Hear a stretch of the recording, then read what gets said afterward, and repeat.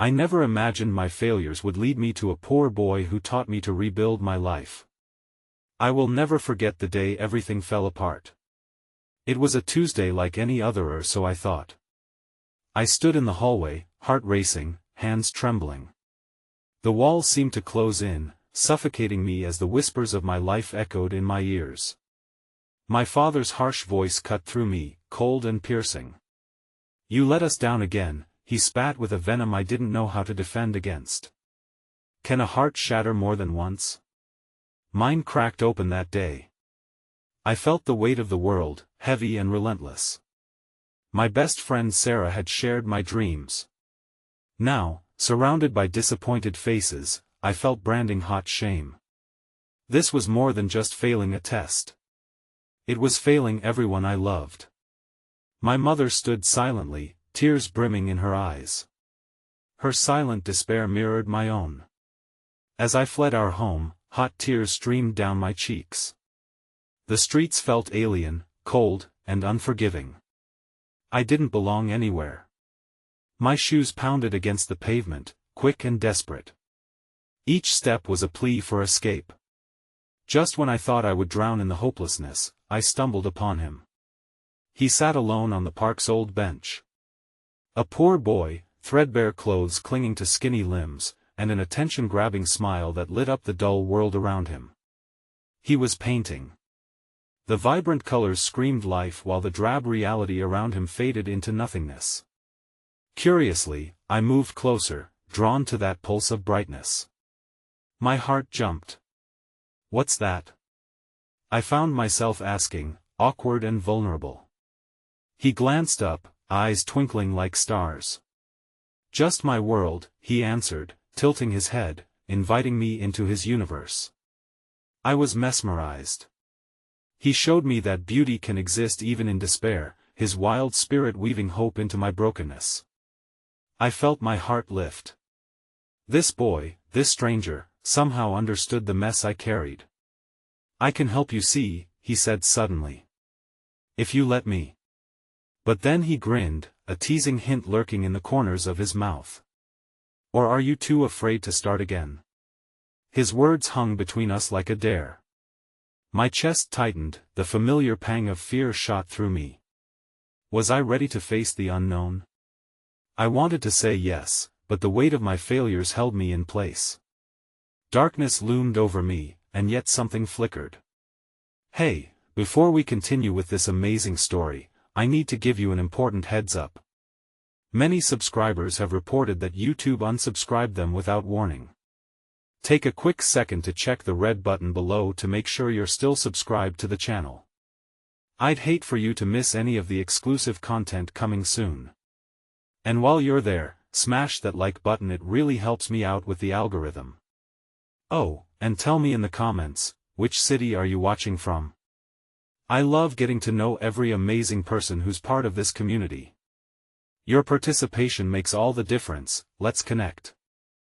The park fell silent, the air thick with the unspoken challenges that weighed on my heart. I stood there, caught between the reckless abandon of his painted world and the suffocating anxiety of my reality. Each brushstroke behind him held the promise of brightness, yet my own shadows loomed larger than ever. "Are you afraid of starting over?" he asked again, breaking the tension. His voice was gentle, like the comforting rustle of leaves in the summer breeze that I opened my mouth to answer, but the words stuck like thorns in my throat. Could I really embark on a new journey? My mind raced back to my father's disappointed expression, the way my mother's tears glistened in the dim light, the weight of expectations crushing me. Would I always be the girl who failed? Don't know, I finally whispered, defeated. The boy studied me with somber eyes, and in that moment, I could see glimpses of understanding in the depths of his gaze. "Everyone has their own darkness," he said softly, the sincerity of his words wrapping around the jagged edges of my heart. "But there's also light to be found. You just have to seek it, seek it." Such a simple suggestion, yet it felt impossibly profound. I peered over his shoulder at the canvas, alive with swirls of color blending into chaotic beauty. It was a world crafted from struggle, one that didn't shy away from imperfections. Yet, somehow, it thrived. How do I begin? I ventured, the hope stirring inside me like the first hints of dawn breaking through the night. That he grinned again, a warm beacon in the twilight. Start small. Find one color you like, and then let it guide you. With that, he handed me one of his brushes, its bristles stained with vibrant hues, and I felt a spark ignite within me. Tentatively, I dipped the brush into a deep blue, a color that reminded me of the ocean, vast and free. My hand trembled as I touched the canvas, leaving behind a stroke that shimmered with something I feared I had lost forever, a sense of agency. Perfect. Just like that. He encouraged, watching with a glint of pride. I found myself smiling, an unexpected, genuine smile that felt foreign yet exhilarating. Each stroke became a ritual, as I breathed life back into the canvas. Hours slipped by as we painted together, exchanging small tales. I learned of his life filled with struggles but brimming with hope, a series of temporary homes spent in the care of others, never truly knowing where he belonged. Yet, through it all, he fought fiercely for joy. In turn, I shared my own missteps, my history of letting down those I loved, the weight of expectations pressing down like a heavy fog. Underneath the laughter and lightness, however, shadows flickered. I caught my phone buzzing relentlessly in my pocket. Calls from my father, messages from Sarah. Each ping was a reminder of the storm I had sprinted from. They wanted answers, closure, and I wasn't ready to face them. What's wrong? The boy's gaze traced the lines of my face, catching the flickers of worry. They want to know why I left. Why I can't just be perfect, I admitted, the dread crashing back. I can't give them what they expect. Then don't, he replied quickly, a fierce determination in his tone. You're not their expectations. You're you. This is your journey, and you're the one who gets to decide which direction to take. Don't let anyone else dictate that for you. His words wrapped around me like a protective blanket, pulling me closer to the warmth of his wisdom. But before I could respond, an unsettling feeling gripped me as I glanced toward the street. There, standing at the park entrance, was my father. His expression was one of anger mixed with concern, and panic surged through me. Maybe I should go, I whispered, my heart racing with dread at the confrontation ahead. Wait, he said, grabbing my hand gently but firmly. Just remember, if anyone can rebuild their life, it's you. You can do this. That I could feel my anxiety bubbling over, but I held on to his hand tightly, drawing strength from his warmth. I was faced with a moment that would either shatter my fragile resolve or stitch it back. Together. As I stepped away from the canvas, fear clashed with a newly found hope, and I felt more at odds with myself than ever.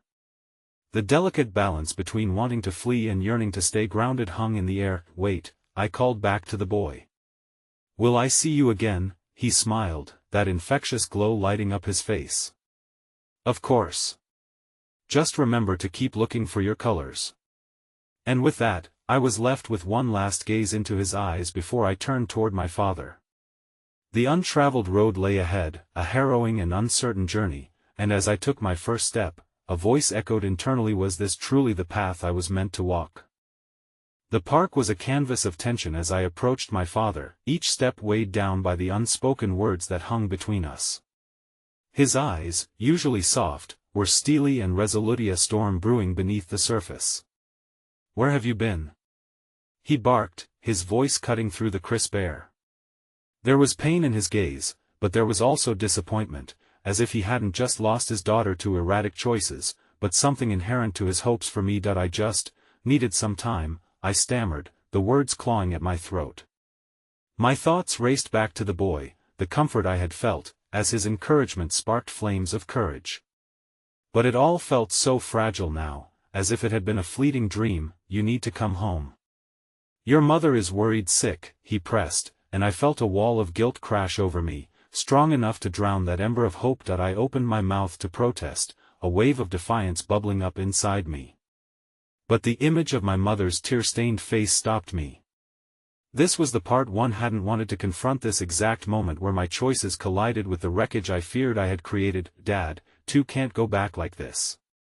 I'm not the girl you want me to be, I said, the truth escaping in a rush, each word sharp and heavy with emotion. His expression softened for just a moment, the steely eyes flickering with something vulnerable, something understanding. "What does that even mean?" "You don't have to be perfect for us to love you," he replied, but his voice trembled as though straining against a great weight, and there it was, the chasm of expectation stretched wide between us. My father's love felt conditional, tethered intricately to the person he envisioned. But as I looked into those warm, charcoal depths, I noticed the pinpricks of uncertainty. Did he, too, feel cornered by the confines of expectation? "I thought I could carve my own path," I said, my voice quiet but steady.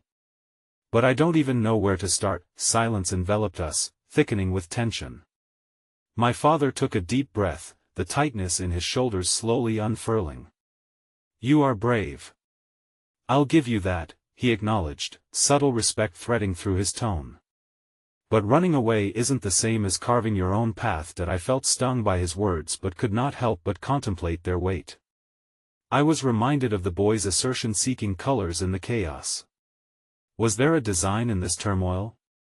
Could I find the courage within to reconcile my journey with my family? "Maybe, just maybe we can." My father's phone buzzed, breaking through the moment, and he glanced at the screen. His brow furrowed, and anxiety danced across his features. "I need to take this," he said quickly, walking away, apparently oblivious to the distance that stretched once more between us. That I stood there, watching him as if from afar, torn between the pull of wanting to chase my father down and the flickering embers of self-worth that had started to light the shadows inside me. I wanted to yell after him, to scream that I was still here, still trying, but my voice felt trapped like a wild animal in a cage. As I turned back toward the path, my heart ached with uncertainty. The boy would be gone, I realized. This was the harshness of reality, a stark comparison to the dreamy haze of colors we had created together. But the thought of never seeing him again sparked a wave of sadness that mingled with the challenge ahead. A figure caught my attention as I walked past the park benches. There, beneath a sprawling oak tree, sat a group of people I recognized from the neighborhood, community members I had once brushed shoulders with, yet had drifted away from. One mother I remembered, Miriam, was holding a small gathering for families struggling to reconnect. Her simple act of kindness felt like a lighthouse illuminating dark waters, beckoning lost ships towards shore. Hesitant but drawn to the warmth of their gathering and the laughter that escaped from their hearts, I decided to approach. As I stepped closer, I noticed their smiles were filled with not just concern but genuine acceptance. "We're making art," Miriam invited. Gently, spreading out an array of canvases, paints, and brushes, reminiscent of my earlier experience. "Why not stay and join us?" Her voice floated toward me, soothing yet compelling. A flicker of hope ignited again. Perhaps this was a different path. One adorned with familiar faces reclaiming joy through shared struggles, just as I had done only hours ago. I stepped forward, forgetting my fears momentarily, until a shadow loomed, sending a chill down my spine. It was my father's tense gaze, reappearing as if summoned back by my indecision. "Are you coming back with me?" he asked, the weight of his presence heavy, grounding my ambition to belong somewhere new. I stood at the precipice of two worlds, one where I could surrender to the comforts of home, and the other promising the possibility of rediscovery. My heart danced uncertainly, oscillating between the warmth of community and the overwhelming expectations of my reality. "You can't keep running," he said quietly, a flicker of desperation in his voice. In that moment, as everything hung suspended in air, I felt a familiar figure flash in my mind, the boy with a paintbrush, urging me to find my colors. With uncertainty thickening the space between my choices, I turned back to face my father. "I'm trying to find my own path," I whispered, the weight of my fears hanging raw in the sunlight. And just as my heart surged with new determination, the gathering grew louder, bursting with laughter as if to draw me closer. A chill of realization struck. The path ahead was murkier than ever before, yet filled with the potential to change everything I thought I knew. But as my father stepped closer, an unexpected figure emerged from behind him. Sarah, my childhood friend, eyes wide and filled with uncertainty. Confusion washed over me. "What was she doing here? Did you even tell them you needed time?" she asked, confusion mingling with concern. I felt the eyes of everyone on me, anticipation simmering as truths hung tantalizingly in the air. Caught off guard, I had no response. The stark divide between seeking hope and the familiar safety of slipping back into the shadows seemed more present than ever, spiraling into a daunting question: could I rebuild the connections I had almost sacrificed entirely, or would I forever remain lost in the lingering expectations set by others? As I stood there, the weight of Sarah's question saturated the air with a desperate tension. She wore a look that seemed to plead for understanding, not just of myself, but of the tangled labyrinth I was trying to navigate. My heart raced, caught between my past and the faint spark of hope igniting within the gathering of familiar faces. "What do you mean?" I finally managed to utter. The adrenaline coursed through me, igniting a fire of defensiveness. How could she possibly understand what I was going through? My mind flashed back to that boy, the way he had encouraged me to let go of my fears and unleash my creative spirit. And here I was on the precipice of choosing to either retreat into the safety of silence or to unleash the truth I had swallowed for too long. "Did you even let your family know how you felt?" Sarah's voice softened, almost as if she was reaching out, but it stung nonetheless. I felt the spiraling doubts creep back in. Had I been so consumed by my own confusion that I neglected to voice my struggles? My father's gaze shifted, the disappointment encircling us like an uninvited guest.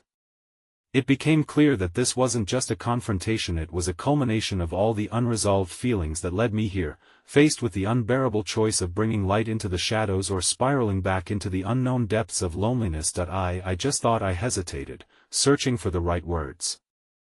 I thought I could figure it out on my own. But it's so hard. There was an abrupt edge of vulnerability in my voice that echoed in the stillness around us. "I know it feels that way," Sarah replied softly, her eyes searching mine. "But the past few months have changed me too. I've been scared. We all have. You're not alone in this." Her words wrapped around me, tender and warm, and the kindness she extended felt like a gentle hand at my back, pushing me to move forward. Miriam stepped closer, offering me an encouraging smile. "We can start by expressing ourselves together, if you want. Art has a way of unlocking what we bury deep down." She gestured to the colorful canvases laid out before us, against the backdrop of my father's rigid posture and Sarah's sincere concern. This invitation felt like a lifeline intricately woven with compassion. I found myself wavering, torn between the urge to escape and the flicker of hope igniting within me. Maybe, just maybe, I could begin to rebuild from the ruins of my current chaos. But before I could make a decision, my father's phone buzzed again, a sudden sharp intrusion into our fragile moment. He glanced down, and I could see the shift in his demeanor, the tendrils of anxiety weaving deeper into the fabric of the conversation. "I really need to take this," he said, backing away from the group, his voice tightening. "We're not finished talking." And with that, he turned away.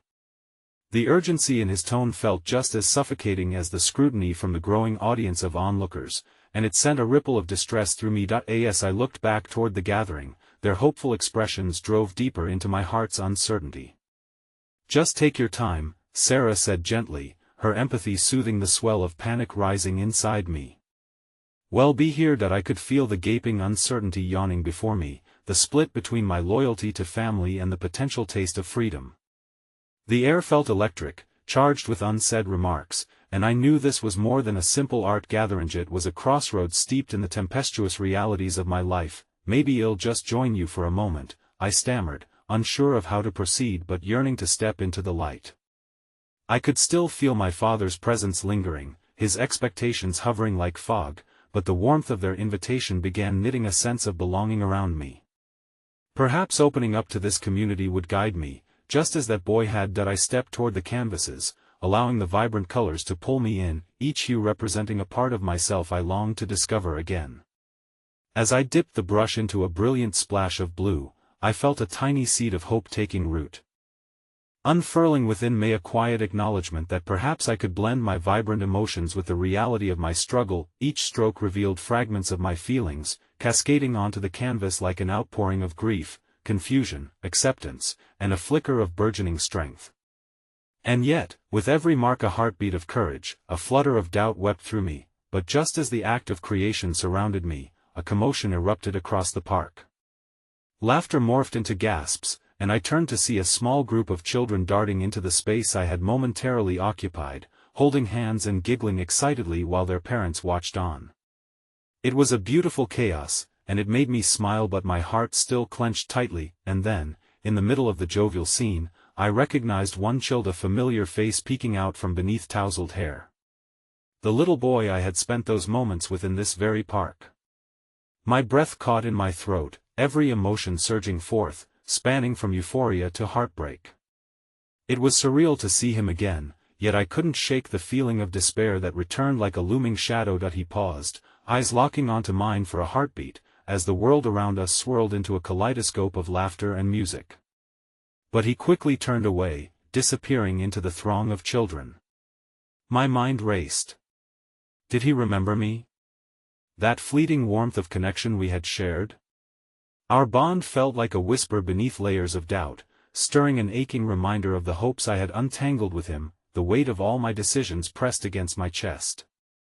Did I truly want to chase after a reconnection, or was that just another way to delay confronting my reality? I felt the tug of my past, the longing to patch the intricate fabric of my family, the fear of losing the boy whose voice still encouraged me to dream. What now? I murmured under my breath, knowing that this singular moment would define the next steps of my journey.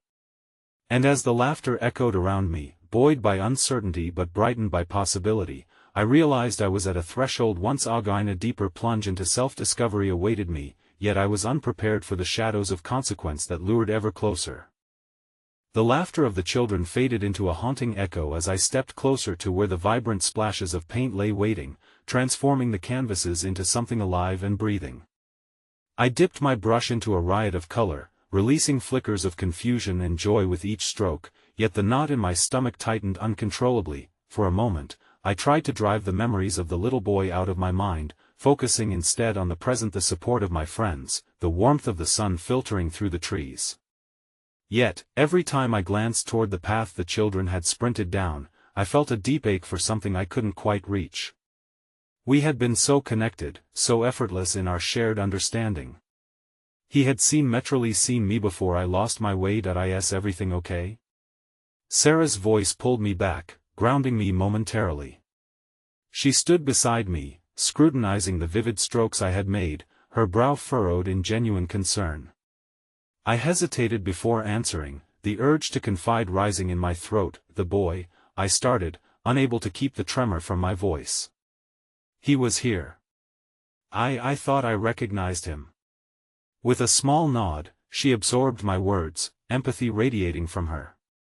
That must be overwhelming, she said softly, her eyes darting to where the children had disappeared. Do you have his contact? Could you reach out?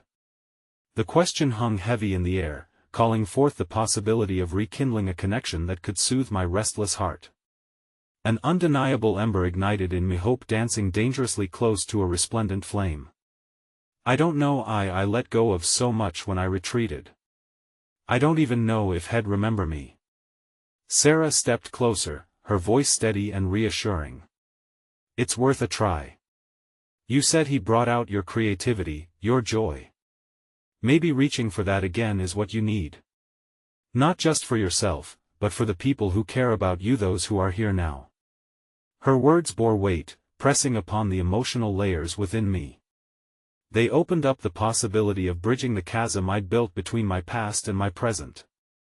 Just as I contemplated the idea, the chaos of the children returned, this time flanking another figure, an adult who looked remarkably familiar, leading them by the hand. My breath hitched again, heart pounding mercilessly. It was the boy's father, a ghost of my own memories surfacing behind the hands of time. He glanced around the park, drinking in the vibrant hues, the laughter bouncing in the air, and then me heart twisted. He made eye contact with me. Mom!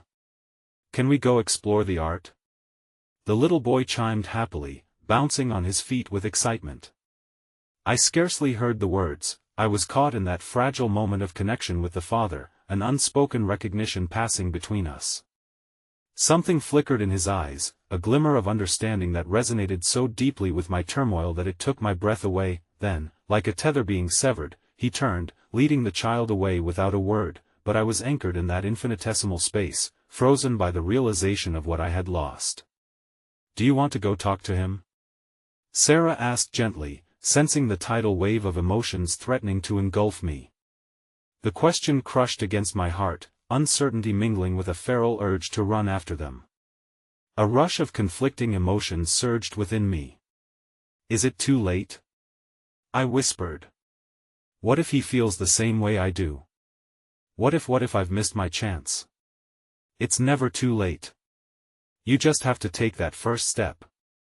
Her voice was a beacon, illuminating the doubts swirling in my mind. But as I stared at the retreating figures, that stubborn knot twisted tighter. Before I could act on her encouragement, my phone buzzed in my pocket, startling me. I fumbled, pulling it out to see a message from my father. "We need to talk. Important. Now." Panic surged anew, the tightrope of hope Sarah had offered teetering precariously on the edge of despair. The two worlds I lived in collided violently, the vibrant colors of encouragement and creation, the heavy shadows cast by my father's expectations.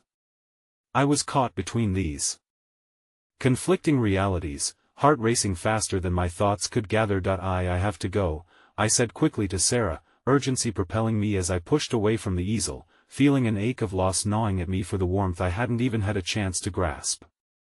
The little boy, his father, everything that felt righteously unattainable faded further into the background as I took a few steps backward. "Wait.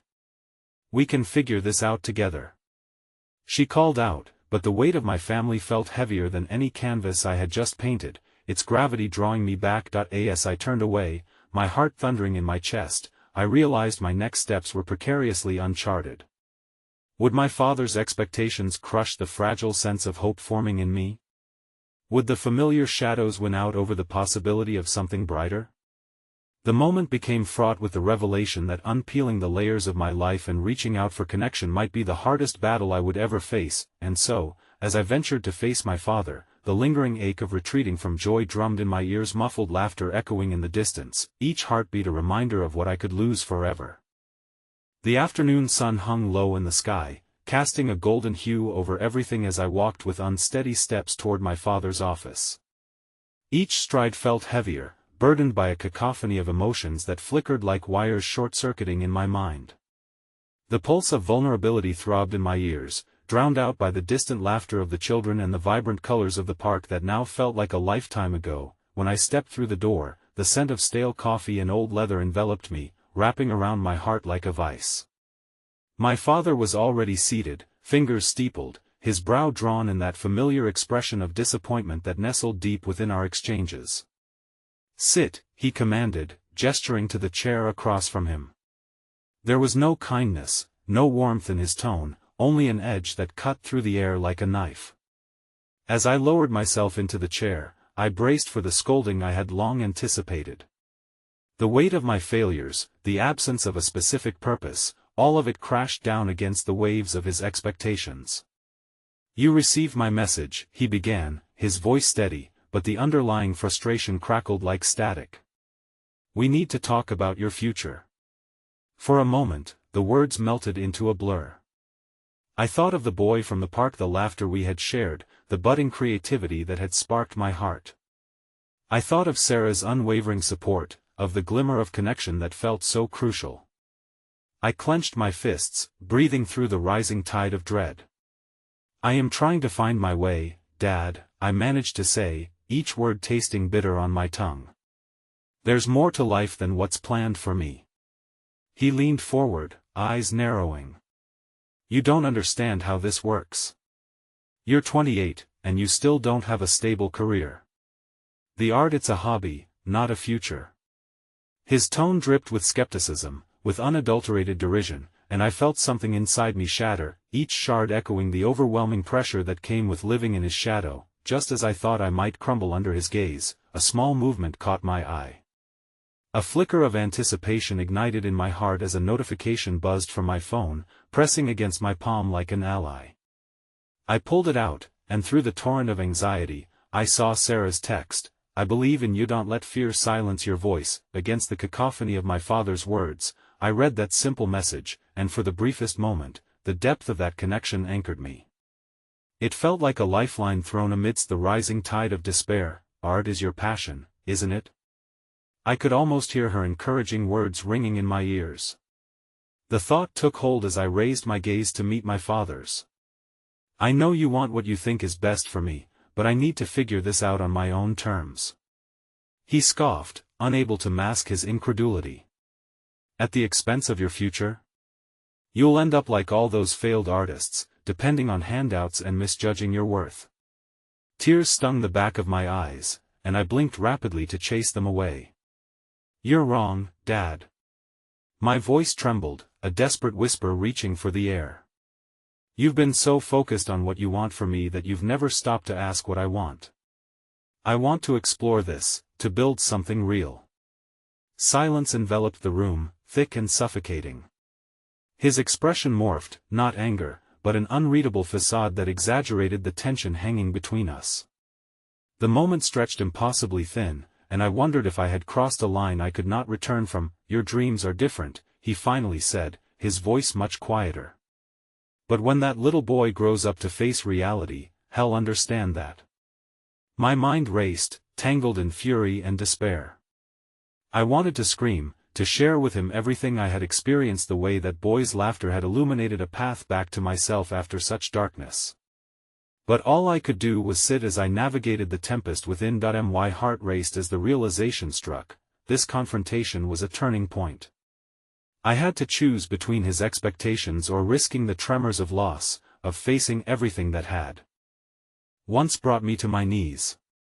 Maybe I was destined to follow the footsteps of that little boy, carving out a new space filled with wonder, creativity, and connection, but just as I opened my mouth to voice that truth, the office intercom buzzed unexpectedly, breaking the silence like shattering glass. Mr. Thompson, there's a delivery for you, came the voice on the other end, and an inexplicable sense of dread engulfed me. Bring it in, my father said, irritation tinging his voice.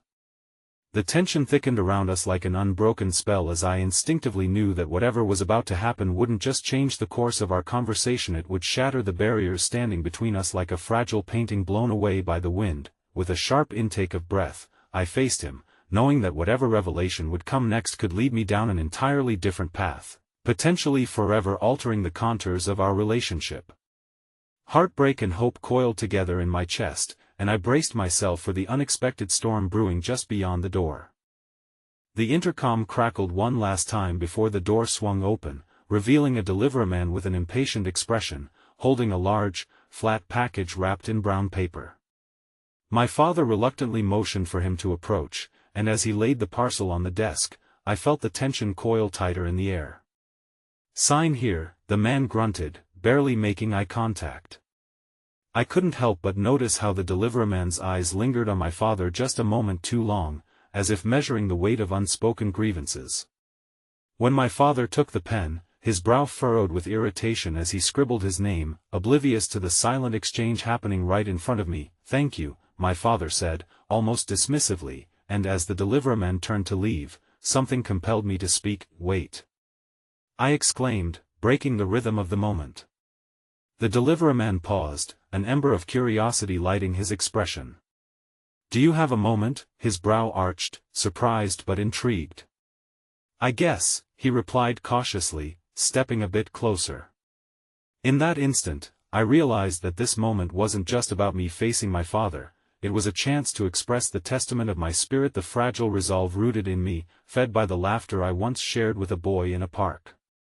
You have to have stories from your deliveries, people's dreams, the things they hold on to, don't you? I blurted, my heart racing at the unexpected rush of words. The deliveryman chuckled, a genuine warmth emerging from within. You wouldn't believe the things I've seen. I've delivered paintings, sculptures, all sorts of art. Some people become so moved they turn them into visions that echo through their lives. Something flickered in my father's eyes at that moment, a glimmer I had never seen before. It was like even he couldn't completely dismiss this stranger's sincerity. What about you? The deliveryman continued, his gaze shifting back to me. Do you create? Trying to, I whispered, the weight of my father's expectations still darkening the edges of my heart. But it feels like I'm drowning in everyone's judgments." The deliveryman nodded as if he understood, something profound exchanged in that brief connection. "You're creating from a place of truth, right? That's powerful. Don't let fear take that away." His eyes sparkled with quiet wisdom, a strength drawn from living his truth despite the pressures of the world. That I smiled faintly, as the deliveryman turned to leave, my heart tangled in gratitude. But then, my father's voice broke through the iron edge, returning. "You think that's enough? You think some kind words from a delivery boy will change your future?" My father's disappointment pushed against my newfound perspective. "What does it take for you to see what I see? That artist not just a hobby?" I countered, feeling the fire slowly reignite within me. Despite his cynicism, art lacks stability, he snapped, each word like a punch. "You'll never win that fight," but the words of the deliveryman echoed in my mind as if lighting a lantern in the growing darkness. I caught another flicker of hope when I glanced at the table, noticing an edge of the package peeking out from beneath a tangle of paperwork. "What's in the package?" I asked, my curiosity ignited. My father hesitated. "It's a family heirloom, nothing of significance." His indifference was suddenly less convincing, his purposeful avoidance nagging at something inside of me. "May I open it?" I asked, voicing the impulse carrying me toward the edge of confrontation. He regarded me coolly, and for a heartbeat, I thought he might refuse, might try to predict and control the narrative yet again. But then he shook his head, a gesture tinged with resignation. "Fine, but be careful." I unwrapped the package, the brown paper rustling softly against the walls of silence. As the layers peeled away, I revealed a worn, dusty wooden box, ornate with carvings that whispered stories from long ago. My fingers brushed against it, feeling the history imbued in the craftsmanship. "What is this?" I asked, looking up to meet his steely gaze, now softening with a hint of something longing. "Perhaps it belonged to your grandfather." A talent for art ran in our blood, whether I wanted to admit it or not. The vulnerability in his voice shocked me. "I thought maybe you could find value in what he left behind." With a lump forming in my throat, I opened the box to reveal an assortment of brushes, embossed notebooks filled with sketches, and a palette that once breathed life into the canvas. My heart raced as if each of these objects belonged to me, binding my existence to my family's legacy. "I didn't know," I whispered, the weight of perception shifting. "He was an artist, more like a dreamer who never took the leap," my father replied, his defenses crumbling. "And I didn't want that for you, either." The melancholic memories in his voice hung heavily in the air, intertwining with my revelations. I felt an unexpected connection to my father, realizing that the fear he was trying to shield me from ultimately shaped him as much as it shaped me. But before we could delve further into this newfound territory, the phone buzzed again, this time with an incoming call. My father sighed, running a hand through his hair. "It's the office." "Excuse me." He stood to answer, leaving me alone with the box and the fragile yet pulsing hope that perhaps I was beginning to unearth the roots of my true self, and in doing so, uncover my father's deeper truths as well. As I picked up a brush and let my fingers dance over its bristles, a sudden realization seized me. Perhaps the little boy I had met in the park wasn't just a fleeting encounter, perhaps he was a reminder that I too could create my life anew, weaving my dreams into the fabric of reality one stroke at a time. But just as I began to lose myself in the possibilities, my father abruptly returned. His expression was resolute, yet beneath it, a flicker of fear lingered. "I need to tell you something," he began, and my breath caught, the weight of pending words echoing louder than anything I had experienced before. The tension in the room felt palpable, a fraying thread that could snap at any moment. "What is it?" I pressed, my heart thudding like a trapped bird against the cage of my ribs. I could see the turmoil swirling behind my father's eyes, a storm of regret and resolve. "I've been keeping something from you." His voice lowered, as if speaking the next words would shatter the fragile connection we had finally formed. "Your grandfather was not just an artist. He was forced to leave everything behind to protect our family. His dreams were stolen." I finished, feeling the pulse of an ancient hurt surfacing. I knew the weight of dreams unfulfilled. "What happened?" My father took a shaky breath, the lines on his forehead deepening as he wrestled with his past. We had a life in another city. A gallery. Until one day it was taken from us, by poverty, lies the circumstances that drove us here. His voice cracked under the weight of memories, the remnants of a life that never was. I had to make a choice, and we've been running from that choice ever since. The realization hit me like a gust of chilly wind. The fears my father harbored were not just for Methy, were echoes of his own failures, hanging like specters in our shared history. And you thought if you kept me from art, from this legacy, you could protect me from the same fate? I asked gently, the irony washing over me. He nodded, shame flooding his cheeks. I thought I could keep you safe, ensure you found a path that didn't mirror the self-destructive tendencies I inherited. I didn't want you losing your future to what had dwelled in our blood. That I grappled with the flood of emotions, pity, empathy, and resentment all fighting for space within me. But the future you built for me feels more like a cage, I retorted softly, the truth of my statement carving into the air. I don't want to live someone else's life. I want to honor our past and carve my own way forward. The silence hung thick, but then, something unexpected flickered through his eyes, an acknowledgement, as if my words were finally breaking through the fortress he constructed over the years. I could feel the hardness in my father beginning to crack just slightly under the weight of the truth we'd unearthed. Just as I began to hope that perhaps this moment would guide us toward better understanding, the shrill ring of the phone punctured our intimacy. I expected him to ignore it, to cling momentarily to this new bond we were forming, but instead, he turned away, his face suddenly grave. "Excuse me," he murmured, a tinge of dread in his voice before answering. "Yes, I understand. We'll have to handle this immediately." I watched him, my heart panting with concern. Whatever crisis he was dealing with seemed instantly more pressing than our fragile revelation. The fleeting moment we'd shared felt like grains of sand slipping through an hourglass, quickly lost to an unseen future. As he began to pace, I turned back to the box, the abandoned brushes still poised in my hands.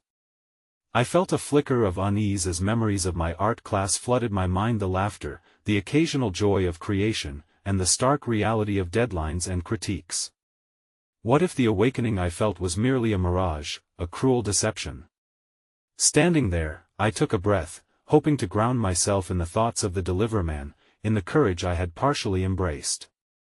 Perhaps I could navigate this storm, even if the winds of doubt were swirling all around me. The mingling echoes of my grandfather's dreams pulled me closer to my intentions. "I need to show you something," I ventured hesitantly, my voice straining against the noise of urgency around us. My father barely glanced up, his focus remained on the phone call, but alive in my heart was the desperate need to bridge our disconnect. But before I could voice my request, the door swung open forcefully, revealing my mother with desperation writ large on her face. "We need to talk, now. It's about your brother." My pulse quickened. My brother. It felt like the clouds above us thickened with the promise of a storm. Uncertainty poisoned the air as I caught my father's gaze, abrupt concern flickering across his features. "Is he okay?" My heart sank, foreboding settling like gravel in my stomach. "Not until we sort this out, please," my mother pressed, her voice trembling. "We don't have much time." The moment expanded, stretching and compressing, the tumult of family ties tangled with the fresh threadbare connection I had woven with my father. I felt the pull between nostalgia and threat, where dreams collided with the turmoil of our reality, and all I could do was hold on to the small flutter of hope ignited moments before, now overshadowed by impending turmoil. "Why don't you stay?" I heard myself say, desperation leaking into my words as we were all tangled in this deserved chaos. "Maybe we can finally start rebuilding our history together?" But all I could see was the way dread pooled in my father's eyes as he turned toward my mother, and they exchanged an unspoken weight that suffocated all my intentions. "Let's focus on the matter at hand," he said, his voice hardening. "We need to address this, now." As they stepped away, voices blending with urgency, I felt the curtain of hope slip further from my grasp. And yet, beneath that despair, a quiet voice lingered. Perhaps the boy in the park was right. Maybe amidst the chaos of our lives, there was still room to create, to find art even in disarray. But in that instant, all I could do was stand alone, surrounded by the shifting shadows of our intentions. The walls of our familiar home began to constrict around me, the air thick with tension that felt both stifling and suffocating. I leaned against the cluttered workbench, my fingers absently tracing the grid of dried paint while the muffled voices of my parents crescendoed in the background as they strategized about my brother. I wished I could drown it all out, but the reality of their frantic discussion was a reminder that the solace we'd momentarily found was fleeting, that we can't lose him too. I heard my mother's voice tremble, the quaver revealing a fragility that echoed in my own heart. It was a reminder that, despite the fractured relationships, we were still tethered by blood and grief. A knot tightened in my throat as fleeting memories of laughter from our shared warmth at family dinners dimmed, eclipsed by concerns I had been too absorbed to fully grasp until now. With a sigh, I turned away from the chaos, my gaze settling on the corner of the studio where unfinished canvases leaned against each other, fragile dreams clinging to one another for support. I felt an urge to reconnect with the quiet ache deeply nestled in my heart, the yearning to create, to express. My grandfather had understood that yearning. The shadow of his legacy pressed on my shoulders, demanding to be acknowledged. Driven by a surge of impulse, I stepped toward the easel, the wooden frame, begging for affection, begging for realization. My fingers reached for the brushes, yearning to transform the frustration swirling within me into something tangible. Just then, I caught a glimpse of my father and mother in the hallway, their silhouettes caressed by the dim light, prisoners of their own emotional battles. "Wait," I murmured, turning back to the canvas, "please, let me find a way." As I squeezed out vibrant hues of paint onto the palette, I found solace in the familiar process of creating. Each color felt like a fragment of my emotions spilling onto the canvas, red for anger, blue for sadness, yellow for hope. But the blending of those colors stirred a greater tempest within me. "Why can't they just see?" I whispered aloud, brushing the canvas with strokes that felt frantic yet fervent. My frustrations mirrored the chaotic brushwork, helplessness rising in shades of dark green. "Why can't they let me fight for what I want?" Hours slipped by like the paint drying in the open air. The cacophony of my parents' voices had quieted, replaced by the soft rustle of leaves outside. But that stillness was quickly shattered as the door swung open, and my brother stood there, disheveled and wild-eyed, carrying a weight that looked too heavy for his slender frame. "Is the coast clear?" he asked quickly, glancing over his shoulder as though he'd been chased by the ghosts of our past. "Eli." My heart surged with mixed emotions, relief, concern, and love thrumming in equal measure. "What are you doing here? Are you okay?" He stepped inside, shutting the door firmly behind him, now just a thin barrier against truths and fears that we had all been avoiding. "I had to see you. There's no time to explain, but I need help." His voice wavered, cracking under the strain of unspoken burdens. I stepped forward instinctively, absorbing the reality of the world had come from in the shambles of his appearance. "Help with what?" Before he could respond, the sound of footsteps echoed in the corridor. My parents were returning, their faces pale, a blend of shock and fear haunting their eyes. They hadn't expected to see Eli, hadn't known he would brave the storm to find us. The electricity in the air ignited as he turned his gaze, full of a secret he was almost afraid to share. "Eli," my father ventured cautiously, his voice a steadying force. "What's going on? Where have you been?" "I can't explain now. It's complicated," he stammered, eyes darting between us, the tension palpable. "But there's something you all need to know. It's important." Our hearts synchronized, three pairs of eyes wide and anxious, all equally desperate for understanding as hope began to flicker like a candle in the dark. I felt the stirrings of fear yet mingled with the faintest possibility that maybe the eruption of truths would piece together the shards of our fractured family. "What's wrong?" My mother's voice trembled, grabbing hold of Ellis' shoulders as if to anchor his wayward spirit. "Please, tell us." That he took a deep breath, steeling himself as if preparing to unearth a burden far greater than any of us could fathom. Silence wrapped around us like a shroud, thick with anticipation and dread. "There's a reason I've been hiding," he began, voice low yet resolute. And it ties back to our grandfather. We're not safe." The truth hung in the air, heavy and tangible. My heart raced, frantically pounding against the walls of uncertainty. Here, in this moment, within this orbit of loyalty and betrayal, the weight of legacy pressed upon us all. Could it really be possible that our family's past was darker than I had ever imagined? As the shadows of destiny coiled about us, I understood then that we were standing on the brink of something profound, not just in Ellis' revelation but in what it meant for all of us. I could feel the slender thread of hope hanging by a fray, an unexpected invitation to forge our path through the darkness. But for every illumination that sparked in the depths of my heart, the looming fear threatened to extinguish it before it even had a chance to ignite. "Eli," I whispered, unable to contain the emotional swell, "what have you discovered? What do we have to face?" And in that moment, the space around us warped with unspoken dread. A storm was coming, and as the winds whirled around, I realized that we were just beginning to understand that what it meant to run from our past could mean confronting the darkness still lurking at our door. My hands shook as I stood frozen in the lopsided doorway of our family's past, my brother's words hanging thick in the air like a storm cloud, black and menacing. The tension was electric, the unspoken fears of generations threatening to crack the fragile walls we had built around our hearts. I searched Ellis' gaze for answers, longing to grasp some clarity that would guide us through the fog of uncertainty. "Not safe?" my father echoed, his voice rising in an octave I had rarely heard. "What do you mean?"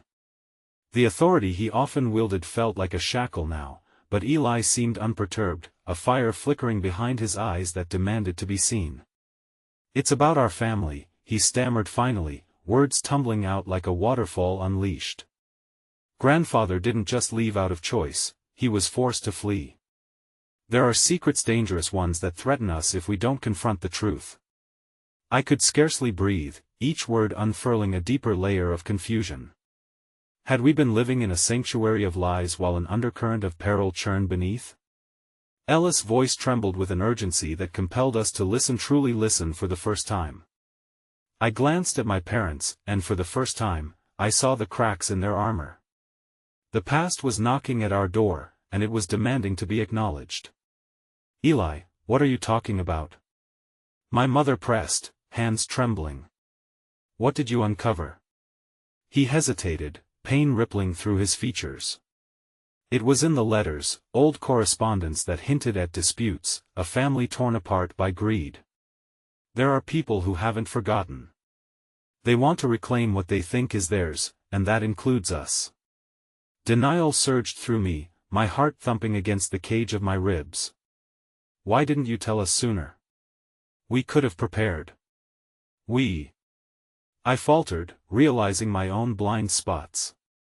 "So all of your solitude, your distanceit, was all for this?"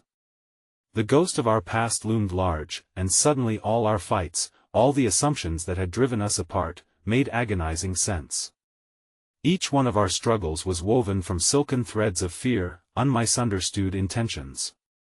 My father turned away, a stormy silence crashing through the room.